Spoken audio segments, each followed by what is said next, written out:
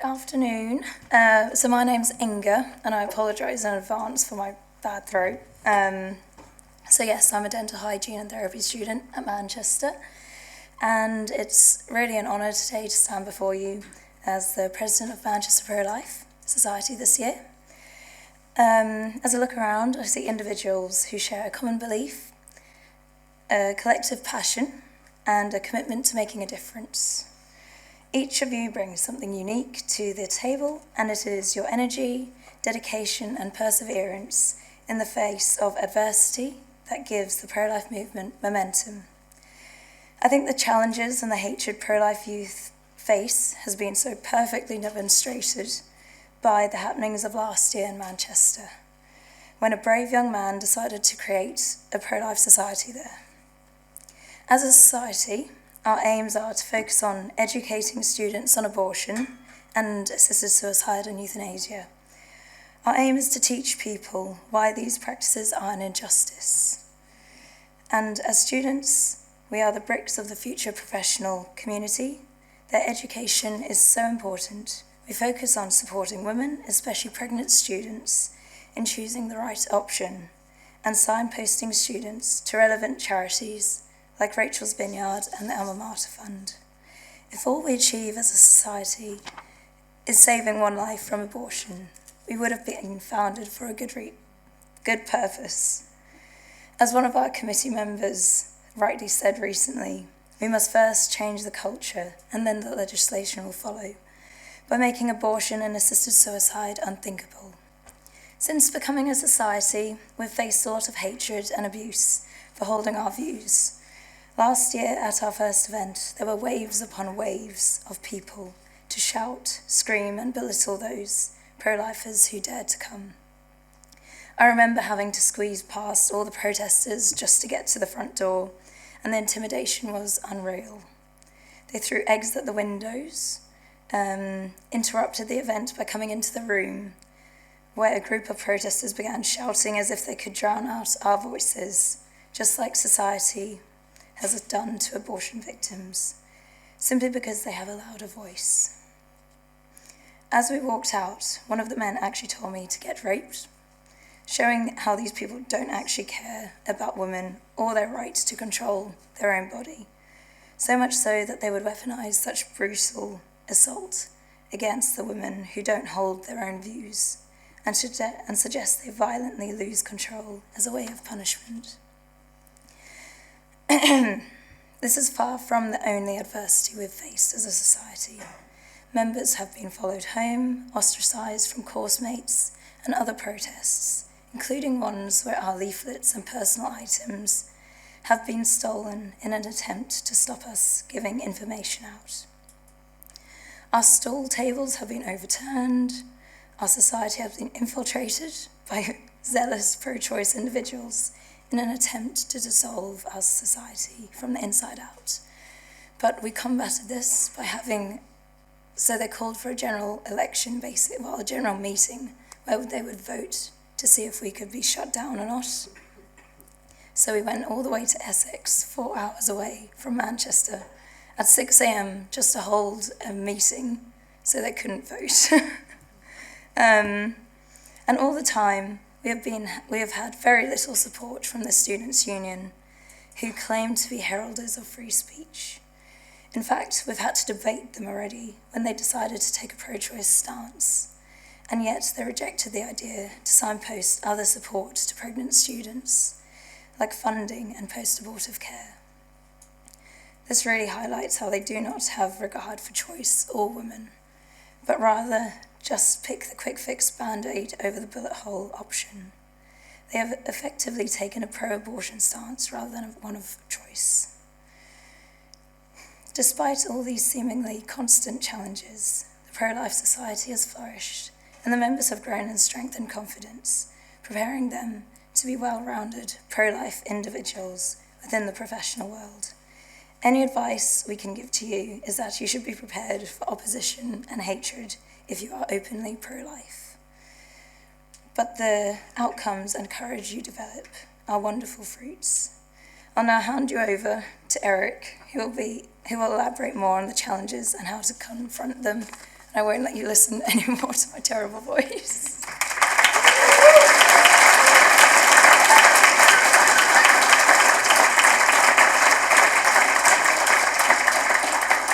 Hello guys, so we have a president with cracked voice and a vice president with a broken foot. Not a good look on our society, but anyway, so I mean, it's good to see a lot of young pro-life people, because personally I already started thinking that there's like about 5 to 10 people in this country who left pro-life, because I've just moved to the UK about a year ago. But when we talk about university life, especially in Manchester, we need to understand that it's a big city and you're going to face a lot of opposition. As Inge told about, we had a lot of physical attacks and social exclusion, and we've been called vile and insufferable. And gosh, you need to see the Instagram messages. They're horrendously bad. But another discrimination which we don't really talk about a lot of times, when after some time you start feeling like that your friends stop inviting you for lunch, your course mates won't sit next to you, or your flatmates stop talking to you and don't touch your stuff, then at some point you feel like that you study in Manchester in the end of the day, and I study politics, and sometimes some lecturers say some vile politicians try to take away the woman's right to choose, and then all the faces turn and look at you. You feel a little discriminated at that point. But we need to recognize that this is a silent opposition, and this is a silent attack to us. And it's another kind of it, which is spiritual isolation. This kind of rejection makes you question yourself, if you're too loud or if it is actually worth it to be pro-life.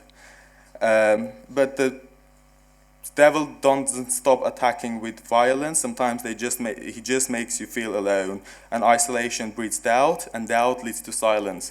But I mean, the theme is quite good. I'm muted because it's quite on spot, really. But we need to recognize that it's a spiritual attack, because the main key with the spiritual attack is that you do not recognize it. I believe most of the people here are Christians, and when we see the spiritual attack and how to cope with it is first thing that I went through myself. When I started to recognize it's a spiritual attack, I was thinking that should I really be pro-life? Should I be continuing doing this? But then you start to realize, because we are few, we need to first protect ourselves from the attacks that we might constantly have. And the first thing is, Christ was himself abandoned and betrayed and misunderstood, yet he stood firm. So we also, when we know that we're on the true side, we need to stand firm, and whatever we face, we need to know that we are on the true side. Another thing is that we need to love them anyway. So resentment is a trap, and don't let it consume you. For example, the university had a debate recently. The university had a debate about becoming a pro-choice university, and they actually passed it quite obviously. But we were facing, me and Inge were on the same table, and in front of us, they were sitting the people who attacked us and called us stuff. We were sitting around the same table and having a debate, and at some point, one of theirs, I don't know, they said something that they were hungry, and I took a biscuit out of my pocket, and I was like, do you want something? And he looked at me like, what are you offering? I was like, yeah, like, I do not have anything to you, you're not my enemy. And that's when you show them love to people who show you hate, because it's easy to hate, it's easy to be bitter, but it's really hard to show love to someone that does not give it back to you. So that's when we become the higher person in the equation. And many of our critics act out of fear and misinformation or pain. So just show love to them, because when they, one time we invited someone to do a talk, it was Rachel, and she said that a lot of our protesters, because someone texted some really vile stuff to our Instagram, we talked about it, and apparently this woman had an abortion, and she was really resilient to the pro-life movement. She had really resilient and horrendous opinions about the pro-life movement because she was suffering from the pain. So we need to show them compassion so they can also open up. And the other thing is, Delphi said, find joy, because that's really important. Laugh, build friendships, live joyfully, and people will start to wonder, why are they so happy when we show them this hate all the time, and they're still happy and they're still cheerful, and they're like, good lads and good lads. So, and don't stay unmuted. Discrimination is meant to silence us, and don't let it, because as I said, we're really few. Speak up, not just by words, but through how you live, and show what true courage looks like. So losing friends is actually really painful, but the truth is worth the cost, because my spiritual father once told me, every friend you lose on earth, every worldly friend you lose on earth, you gain 10 in heaven. So just think like that.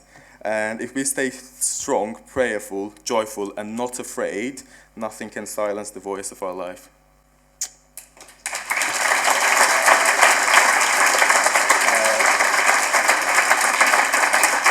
Listen to Harvey closely. Listen to Harvey closely. His story is going to touch your heart. My phone went off because Siri thought I said a name, or thought Eric said a name, so that was quite embarrassing because I'm on stage and everyone looked at me. But I'm Harvey, I'm from Lancashire, and I'm here because I'm pro-life, obviously. However, I've not always been pro-life. A lot of the persecution that we faced at the first event about a year ago, a lot of the slogans that they were, and the chants that they were saying outside were, and I won't swear, but F the church, F the state, we will decide our fate, and get your rosaries off our ovaries, and some silly things, but it comes from a stereotype that all pro-life people are religious zealots that just hold oppressive attitudes towards women and want to control people, and very misguided beliefs like that. However, I wasn't always, at least as devout in my faith as I am, or at least I like to think that I am now, and I used to be pro-choice myself, and it took many years to challenged my views, because I was under the impression that I was a lad and I don't have a uterus, therefore I can't have an opinion, and I was a people pleaser myself, especially at secondary, and I didn't want people to think I was a woman hater or something stupid like that. So back in high school, something that challenged my thoughts, or over time challenged my thoughts, was a girl that got pregnant when she was 14 in my year.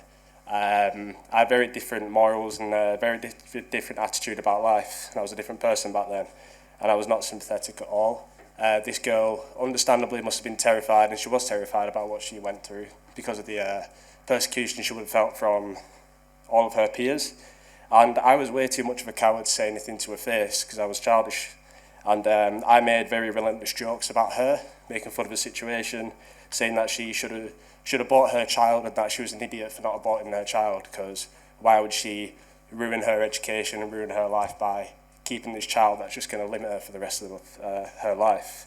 At least that's what I believed at the time.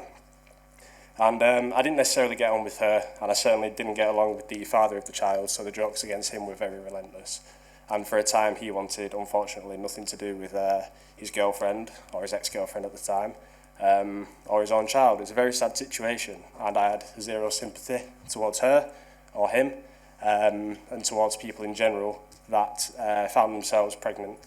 And it was very rough, and it wasn't very nice. I even had a picture on my phone of an aborted fetus that somehow was thrown on the floor outside. It's a very sad sight. But I remember sending that picture to my mates and being like, this is what the girl should do with a child and things like that. I was very, very ruthless with the things that I wouldn't dare say to her face.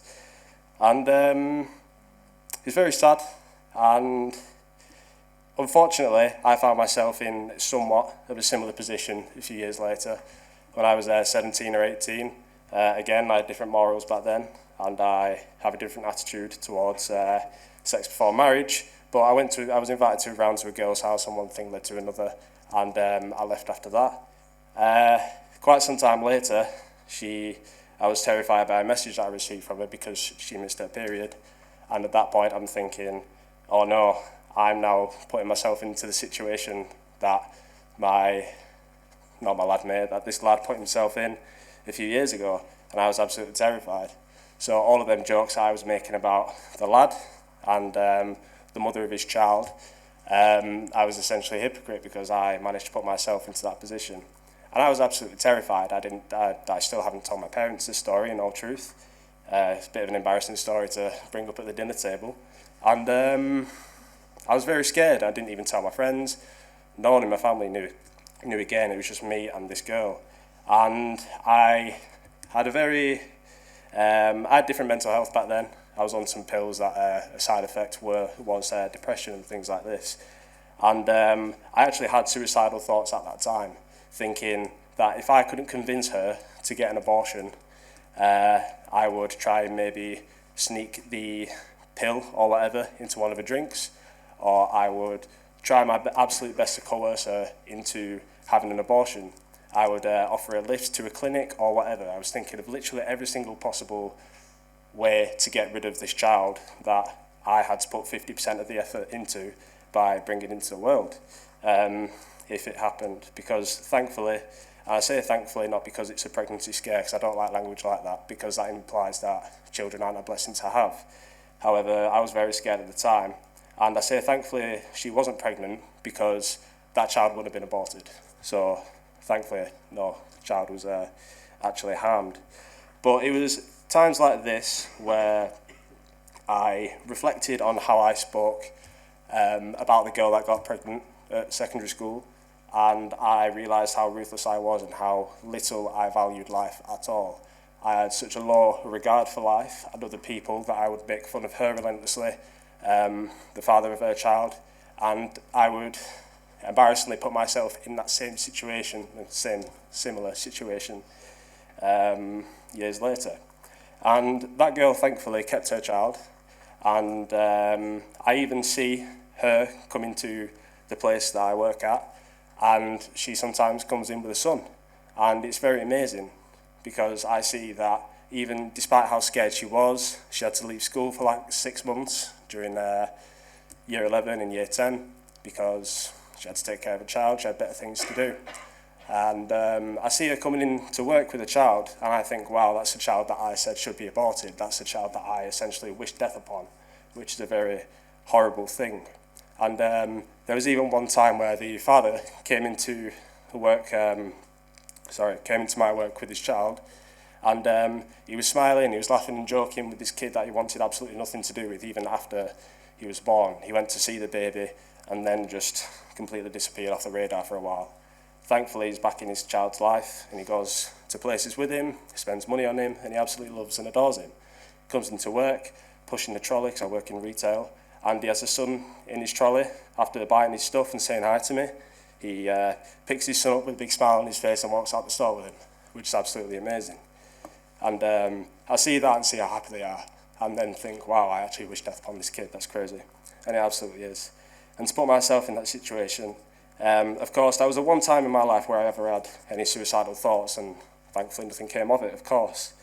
But I realised that in that specific case, that was cowardice, that I would take myself out of the world just because I couldn't get my way and couldn't kill my child, my hypothetical child, that is. And I would abandon the mother of my child should she have gotten pregnant, or I would have coerced her to a degree where she would have gotten rid of our child and killed him in the womb. These things over many years I reflected on, even when I was a pro-choicer, and was very vehement that any woman should be able to do whatever she wants with her body. These things I reflected on over a long period of time and realised that I had such a low regard to life and that I should change my views. And over my gap year, after my A-levels, I started reading the Bible more, looked into Christianity, church history and these things, and converted to Orthodox Christianity, which is much more pro-life than I ever was. It values life, it values people from the womb all the way until the tomb. And Christianity finally gave me, because just before I converted, I considered being pro-life. I was way too scared to say anything. And my friends haven't followed me since then. My flatmates last year at uni, 3 of them, out of the 4 of them, unfollowed me. And maybe I'm a bit petty for actually checking that online. But and it can be rough. And at the first event that Inga mentioned, I had eggs thrown at me, I was spat on, I was threatened by a bunch of different lads that would come up in my face and say they're going to beat me up or something stupid like that. And I had one lad, of course with a mask on, run up behind me, throw water in my face, which stunned me because I couldn't actually see in the moment. And he then got in my face. And thankfully my mate who was with me defended me in that situation, because I couldn't see a thing, I would have been battered. And that same lad was then jumped to the day after by 2 lads that followed him all the way to his flat. So it's a very scary thing. However, we all acknowledge that this is a good thing that we're fighting for. It's not nice to go through that persecution, but when I accepted Christianity as my faith, it finally gave me the courage to actually accept these pro-life views, which is why, no matter how scary it is, no matter what kind of persecution we go through as a society, we know that we are fighting the good cause, and all of you should also know that you're fighting the good cause by standing up for people at their most vulnerable state in the womb, and even people at the end of their life with topics like euthanasia and things like this. We should never be scared, we should never be muted, and even if you go through hard times like we have, and it has calmed down a bit because people move on to the next thing, they get bored after a while. You should stay strong in what you're doing, stay strong in your convictions, and never ever let anyone stop you from doing what is right and protecting the unborn. Thank you for listening to my speech.